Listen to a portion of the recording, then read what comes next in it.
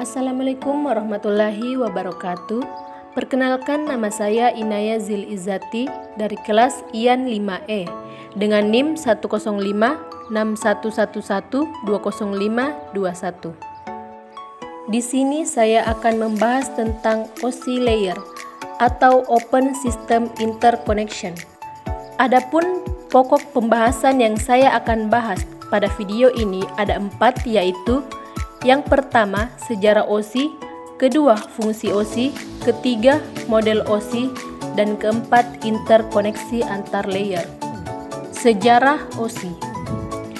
Jauh sebelum kita mengenal komputer, khususnya di Indonesia, pada era tahun 70-an, para staf ahli di berbagai perusahaan software seperti Digital dan IBM serta perusahaan besar lainnya telah mengembangkan sebuah arsitektural jaringan yang berupa model. Lantas, hal tersebut tidak berjalan dengan baik karena perbedaan protokol dan format data yang dibuat masing-masing perusahaan atau pengembang. Sehingga pada era tahun 80-an, ISO atau International Organization for Standardization menyelesaikan masalah tersebut dengan menciptakan model arsitektural jaringan yang bernama OSI. Fungsi OSI. Secara umum, model OSI atau Open System Interconnection menyediakan kerangka kerja konseptual untuk memahami dan merancang protokol jaringan. Fungsi ini pada umumnya melibatkan 1. Interoperabilitas. Model OSI membantu dalam mencapai interoperabilitas antara perangkat dan sistem dari berbagai vendor. Dengan memahami fungsi masing-masing lapisan, pengembang dapat merancang protokol yang kompatibel dengan perangkat keras dan perangkat lunak yang dibuat oleh pihak lain. Kedua, desain protokol. Model ini memberikan panduan bagi perancang protokol jaringan. Setiap lapisan memiliki tanggung jawabnya sendiri, sehingga memudahkan pemisahan tugas dan fungsi yang berbeda, serta membantu pengembang dalam merancang protokol yang efisien. Model OSI. 1. Lapisan fisik atau physical layer.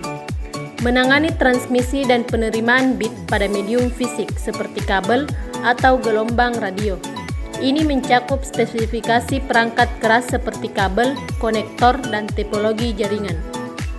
Kedua, lapisan data link atau data link layer. Menangani pengiriman frame data di dalam satu segmen jaringan.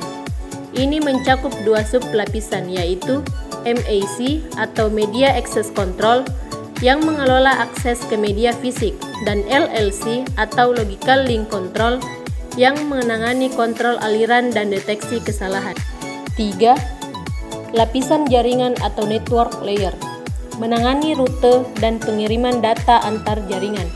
Protokol di lapisan ini memberikan pengalamatan logis kepada perangkat dan menentukan cara data harus diarahkan melalui jaringan. 4. Lapisan transport atau transport layer. Menangani pengiriman data akhir ke akhir antara dua perangkat. Ini mencakup protokol seperti TCP atau Transmission Control Protocol yang menyediakan koneksi handal dan kontrol aliran, serta UDP atau User Datagram Protocol yang lebih sederhana. 5. Lapisan sesi atau Session Layer. Bertanggung jawab atas pengelolaan dan pemberhentian sesi komunikasi antara dua perangkat. Ini mencakup penanganan dialog antar aplikasi, pengelolaan token, dan sinkronisasi. 6. Lapisan presentasi atau Presentation Layer. Menangani format data, enkripsi, dan kompresi data. Memastikan bahwa data yang dikirim dan diterima oleh aplikasi dapat dipahami dengan benar dan diinterpretasikan dengan benar. 7. Lapisan aplikasi atau Application Layer. Merupakan lapisan teratas yang menyediakan antarmuka bagi pengguna dan aplikasi jaringan. Ini berisi berbagai layanan dan protokol yang mendukung aplikasi pengguna akhir. Interkoneksi antar layer. Interkoneksi antar lapisan atau layers dalam model referensi OSI adalah konsep kunci yang memungkinkan komunikasi data yang efisien antara perangkat dalam suatu jaringan. Setiap lapisan bekerja bersama dan bergantung pada lapisan di atasnya dan di bawahnya. Berikut adalah contoh animasi cara interkoneksi antar layer terjadi.